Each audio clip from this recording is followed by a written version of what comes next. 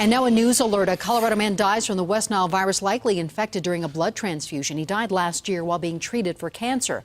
And we've learned at least 3 other people who received blood from the same donor also died.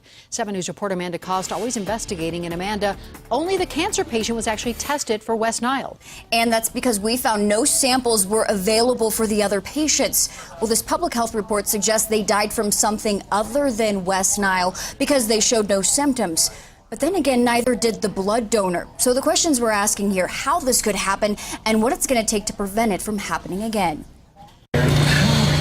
What flows through these tubes first depends on what donors disclose, travel history, health. Then it's testing like this at Bonfils Blood Center that's supposed to screen for the West Nile virus. FDA guidance will follow, and the best practices in the industry will follow. But one man is dead. The Centers for Disease Control and Prevention launched a public health investigation after learning a Colorado cancer patient who died from the West Nile virus in 2012 had no recent outdoor exposure and was hospitalized a month before he contracted the virus here at Presbyterian St. Luke's Hospital.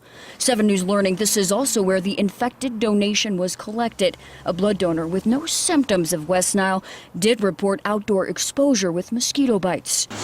That donor's blood tested here at Bonfils Blood Center. First included in a batch of 6 units, the group tested positive for the West Nile virus. The donations were then screened individually. All came out negative for West Nile, despite conflicting results released into the blood supply, including the infected donation. Testing did not or was not able to pick it up in this particular case. So the testing failed here? In that sense?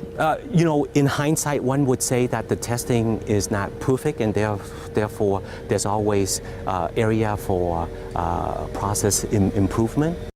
And because of what happened here, changes. Blood testing will continue in groups, but now when that group tests positive for the West Nile virus, samples will be thrown out instead of being tested individually and then possibly, like in this case, released back into the blood supply. Reporting live, Amanda Cost, 7 News. And so far this summer, the Colorado Department of Public Health and Environment says there have been only 4 cases of West Nile spreading to humans in Colorado, 1 in Delta County, the other 3 in Larimer County. And at the end of the season last summer, there were 131.